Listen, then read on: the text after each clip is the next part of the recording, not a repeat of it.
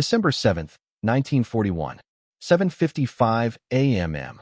As the first wave of Japanese aircraft descended toward Pearl Harbor, history would later remember the burning battleships, the shattered airfields, and the shock that pulled the United States into World War II.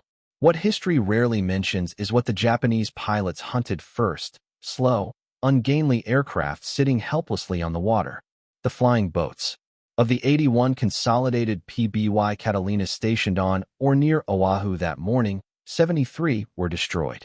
7 survived only because they were already airborne. Just one remained at its mooring, miraculously untouched by strafing Zero fighters. This destruction was not accidental. Japanese pilots had been given explicit orders: destroy the Catalinas first. It seems counterintuitive. The PBY Catalina was slow, awkward, and outdated even before the war began. Its top speed barely exceeded 170 miles per hour. It couldn't dogfight. It couldn't outrun anything. It looked more like a civilian airliner than a weapon of war. So why did Admiral Isoroku Yamamoto consider it dangerous enough to prioritize over battleships? The answer reveals one of the most overlooked success stories of World War II. This is the story of an aircraft that would sink more enemy shipping than any other Allied aircraft in the Pacific. An aircraft so effective that by 1943, Japanese commanders believed the Americans had deployed a secret weapon against their supply lines. And yet today, it is largely forgotten. The Hellcat is remembered as the fighter that destroyed Japanese aviation. The Corsair became immortal on screen. The B-17 and B-29 dominate discussions of strategic bombing. Meanwhile, the PBY Catalina, present at nearly every major naval campaign in the Pacific, the first American aircraft to engage the Japanese, the only U.S. aircraft to score a torpedo hit at Midway, has faded quietly into obscurity. The numbers tell a very different story. Black Cat squadrons alone were credited with sinking more than 400,000 tons of Japanese shipping, roughly 60 major cargo vessels, with dozens more damaged beyond repair. In a war decided by logistics, those losses were catastrophic. To understand how such an unlikely aircraft became one of the deadliest tools of the Pacific War, we need to go back, not to 1941, but to a forgotten era of aviation, before fighters ruled the sky. In the 1920s, the fastest aircraft in the world were not fighters. They were seaplanes. Between 1913 and 1931, the Schneider Trophy races pushed aviation technology to its limits. Nations poured enormous resources into high-speed seaplane development, knowing that speed records translated directly into military advantage. These aircraft routinely exceeded 300 miles per hour at a time when most land-based fighters struggled to reach 200. The reason was simple.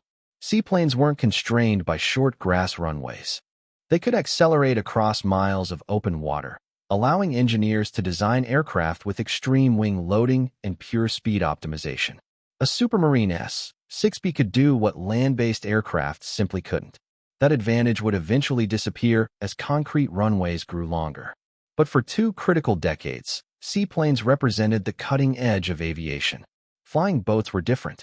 They weren't designed for speed, but for range, endurance, and global reach. By the early 1930s, Pan American Airways was flying passengers across the Pacific in massive flying boats. British Overseas Airways connected the far reaches of the empire the same way. At the time, it made perfect sense. Most major cities sat on coastlines or rivers. Long paved runways were rare. Water was everywhere. Flying boats were the future, or so it seemed. The birth of the Catalina. The Consolidated Aircraft Corporation began designing what would become the PBY in 1933. When it entered service in 1936, many already considered it obsolete. Newer designs were faster. 4-engine flying boats were on the horizon.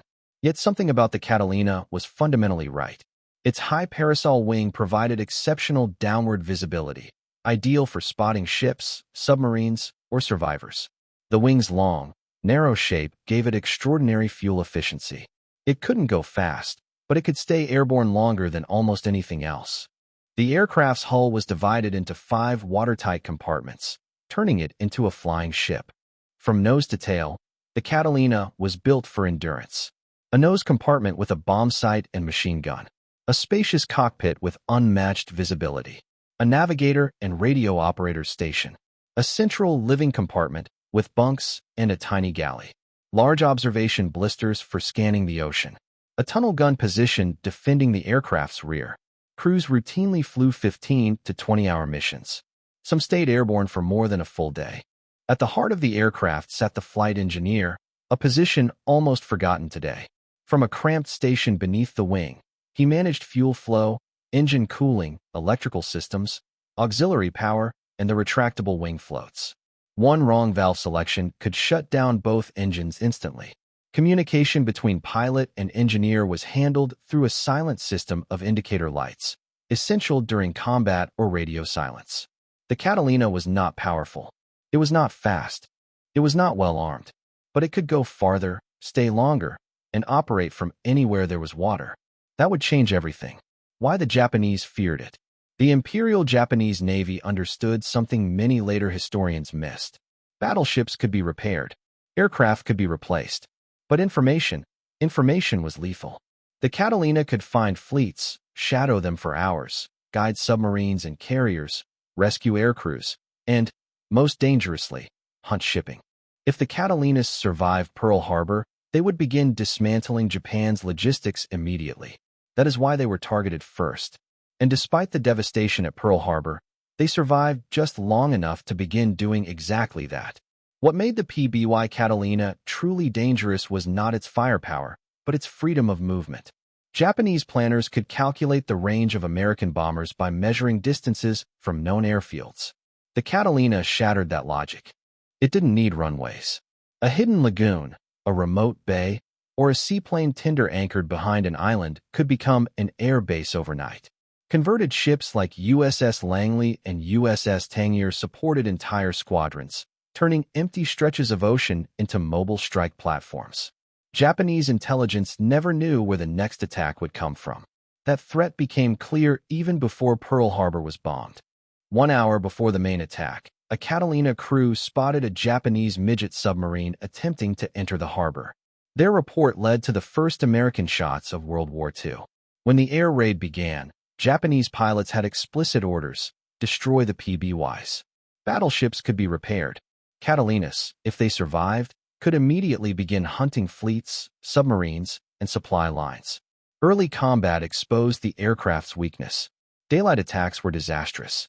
The Catalina was slow and vulnerable against fighters. But crews adapted. Low-level attacks worked. At night, they were devastating. By late 1942, Catalinas were painted flat black and modified for night operations. These black cats flew at mast height, nearly invisible and silent, striking Japanese convoys without warning.